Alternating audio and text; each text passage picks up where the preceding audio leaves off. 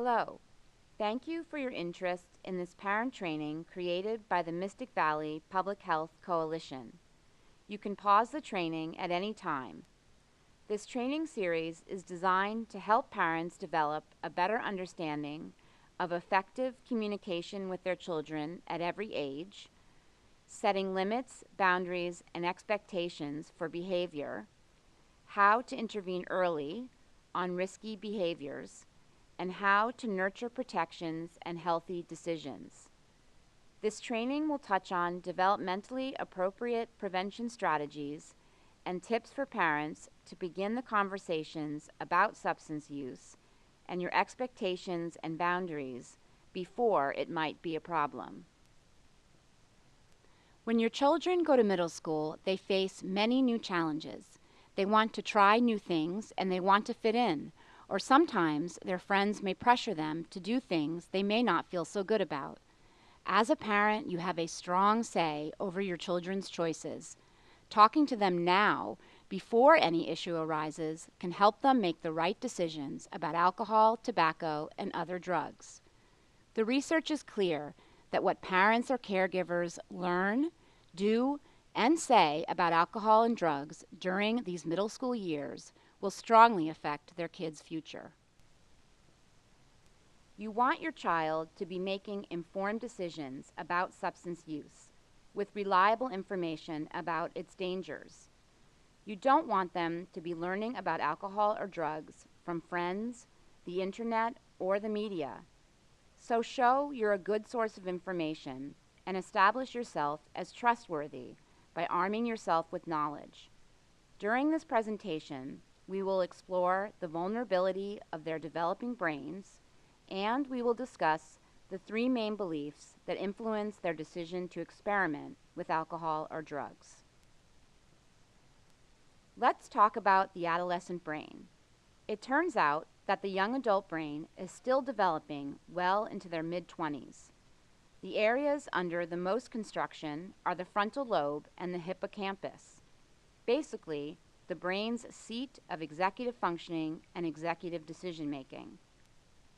Damage from repeated substance use can result in depression, problems with impulse control, and with overall developmental functioning. There are several areas of the brain, as the visual shows, that are affected by alcohol use.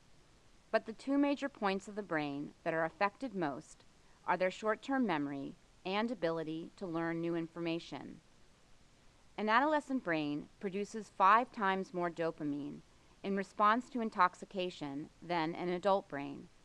Increased dopamine production in response to a chemical is what leads to eventual dependency and addiction. No matter what you believe about teen alcohol and drug use and what they perceive are the risks, it's hard to refute science. Use the information you've gained to frame conversations with your teen. Help them to understand that there are real consequences, and preventing them from using for as long as possible has a basis in science. Social norms are mighty influencers on whether your teen decides to experiment with substances or not. Research tells us that there are 3 main risk factors that influence a youth's decision to use alcohol or drugs.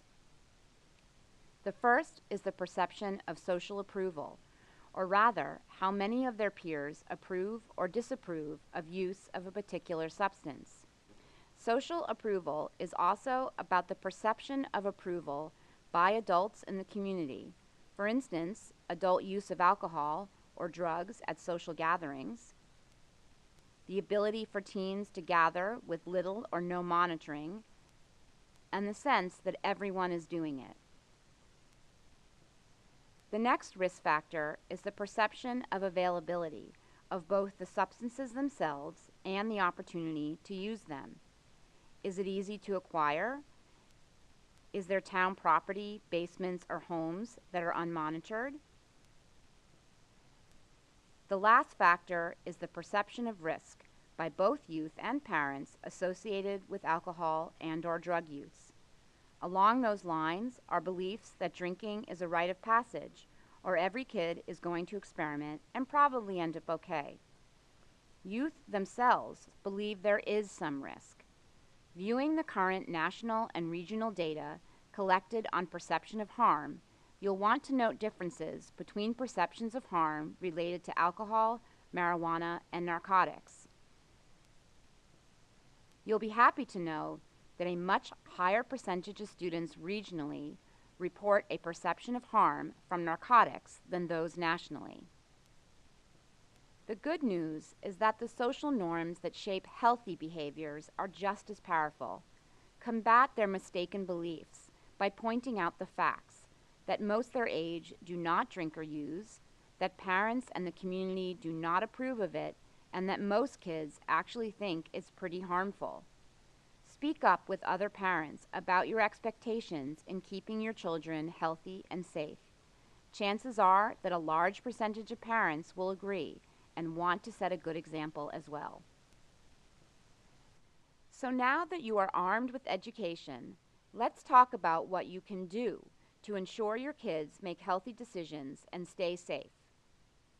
Do develop a consistent style of parenting that communicates warmth and reciprocity, but also conveys the expectation to follow your rules and the consequences if they are not followed. In a large study looking at which parenting style is more protective against adolescent substance use, the authoritative style, defined by a high level of rules and a high level of communication, was the most protective. Parent networks and peers within your community are valuable resources when it comes to keeping kids safe and healthy. Stay informed about trends. Meet with other parents, neighbors, and adults. Know that you are not alone and that the majority of parents do not allow their kids to drink, and all parents want to keep children safe from harm. Lastly, clarify your beliefs and values. Ask yourself, what are your own values and practices about alcohol and drugs? If it is to teach your kids about responsible drinking, then what might that look like? If your expectation is no substance use, explain why. What's important is to develop a shared set of expectations based on a shared set of beliefs. Given the importance of media influence in the lives of young people, relatively new promising approaches to substance abuse prevention are to teach media literacy. This is primarily focused on the powerful role of media as an influence on children's use of alcohol and other drugs. The aim of teaching media literacy is for children to increase their skepticism of what they see on media and their confidence in resisting and coming up with countering arguments that are presented by pro-drug or pro-alcohol media messages. It is also to increase their belief that smoking, drinking, and using drugs are wrong for them, and that they don't need to engage in a behavior that the media is telling them to. Understand that when teaching your kids media literacy, it's not about telling them whether something is right or wrong. In fact, the process is more of a discussion, an exchange of ideas, with the intention to get them to question the validity of what they see. So the next time you are together and see advertisements, commercials, print ads, videos, or shows that refer to risky behaviors, ask them a few of the following questions. Who created this video, commercial, or billboard, and why do you think that? Why do you think they made it? Who do you think the message is for? What techniques are used to make you believe what they're saying? What kind of details do you think are left out? As in, what do they not want you to think about the subject matter? And lastly, how did the message make you feel? By initiating these types of discussions, you'll learn a lot about each other and how you view and interpret the world around you. You'll also be teaching them a lifelong skill to be wary of mixed messaging about alcohol, tobacco, and drugs, and of the intentions behind them. There are new studies that are looking primarily at styles of parenting and their impact on both children's decision to use substances and whether they develop problematic patterns of use. Specifically, the research explored the following parenting styles and made some interesting conclusions. The first style is authoritative. Authoritative parenting is one that is defined by a high level of demand for rules, but is also characterized by high responsiveness, warmth, and communication. Not surprisingly, this style of parenting turns out to be the most protective against future alcohol or drug use problems. Then there is neglectful parenting, which is characterized by very low demand, low responsiveness, and low involvement. In fact, these parents show little willingness to take on the responsibility and tasks of parenthood. Again, it's not surprising that this style shows the highest rates of use and the earliest age of initiation of substance use. Next is an indulgent parenting style, defined by fewer rules and demand for discipline, but a very high level of warmth and communication. Interestingly, the results were mixed for this parenting style, and it showed both a positive and negative association with future use. Last, there is authoritarian, in which there is a high demand for obedience and low warmth or responsive communication. Overall, this was less protective, but it also depended on cultural norms. For example, in one study of Brazilian parents, this style was seen as protective. The main takeaway is that the way you choose to parent does make a difference, and the two most important factors are your level of monitoring of rules combined with the warmth and openness of your communication. It's important to point out that choosing a parenting style that both works well for you and has components that are protective for your children is truly the best combination. As a parent, you have a strong say over your children's choices. Talking to them can help them make the right decisions about alcohol, tobacco, and other drugs. In fact, more than 80% of young people ages 10 to 18 say their parents are the leading influence on their decision to drink or not. But many parents are afraid they'll say the wrong thing or avoid the topic, hoping their own child will bring it up. Remember, your voice is the strongest voice. Below, we have provided a framework for talking. Know that many little talks are more powerful than any one big talk. More than anything, you want to make sure you know the facts before you start talking. Understand that the younger a person starts to use substances, the more likely they may become dependent or addicted.